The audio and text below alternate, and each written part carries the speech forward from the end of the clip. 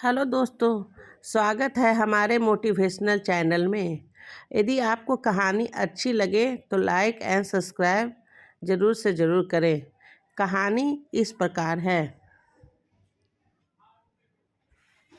Michael Jackson, जिन्हें king of pop कहा जाता है, उनकी अचानक मृत्यु ने पूरी दुनिया को सदमे में डाल दिया था।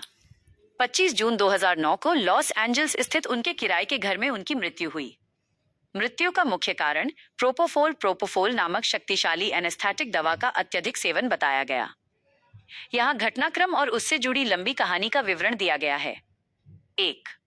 वापसी की तैयारी और तनाव। माइकल जैक्सन लंबे समय से स्टेज से दूर थे। उन्होंने लंदन के O2 एरिना में दिस इज इट नाम से 50 कॉन्सर्ट्स की एक बड़ी सीरीज की घोषणा की थी। इस बड़े कमबैक वापसी के लिए उन पर भारी मानसिक और शारीरिक दबाव था। उन्हें अपनी परफॉर्मेंस को लेकर बहुत चिंता थी। वे परफेक्शनिस्ट थे और इस दबाव के कारण वे गंभीर रूप से तनाव, स्ट्रेस और अनिद्रा इंसोम्निया के शिकार हो गए थे। 2. अनिद्रा और दवाओं का सहारा। माइकल जैक्सन को नींद न आने की गंभीर समस्या थी।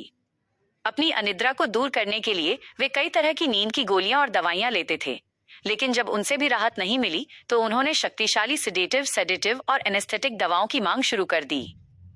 3. डॉक्टर कॉनराड मरे का आगमन। माइकल जैक्सन ने अपनी इस दिस इज इट टूर के लिए डॉक्टर कॉनराड मरे को अपना निजी चिकित्सक नियुक्त किया था।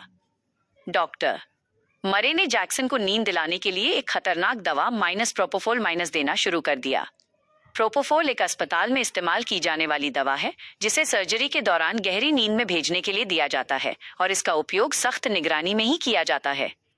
4. 25 जून 2009 की दुर्भाग्यपूर्ण सुबह। 25 जून 2009 की सुबह माइकल जैक्सन को फिर से नींद नहीं आ रही थी।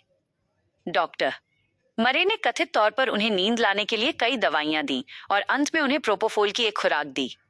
सुबह करीब 10:50 बजे डॉक्टर मरे ने जैक्सन को प्रोपोफोल दिया और फिर उन्हें अकेला छोड़ दिया।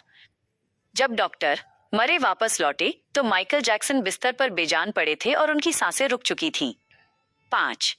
अंतिम प्रयास और मृत्यु की घोषणा। डॉक्टर मरे ने जैक्सन को सीपीआर देने की कोशिश की, लेकिन इसमें देरी हो चुकी थी और उन्होंने आपातकालीन सेवाओं 911 को भी देर से कॉल किया। पैरामेडिक्स घटनास्थल पर पहुंचे और उन्हें बचाने की कोशिश की। उन्हें तुरंत पास के Ronald Reagan UCLA Medical Center ले जाया गया। अस्पताल में करीब 2 घंटे के प्रयासों के बाद दोपहर 2:26 बजे माइकल जैक्सन को मृत घोषित कर दिया गया। 6. कानूनी कार्यवाही और हत्या का आरोप। ऑटोप्सी पोस्टमार्टम रिपोर्ट में पता चला कि माइकल जैक्सन की मृत्यु प्रोपोफोल और अन्य सिडेटिव दवाओं के अत्यधिक सेवन ओवरडोज के कारण हुई, जिससे उन्हें कार्डियक अरेस्ट, दिल का दौरा आया।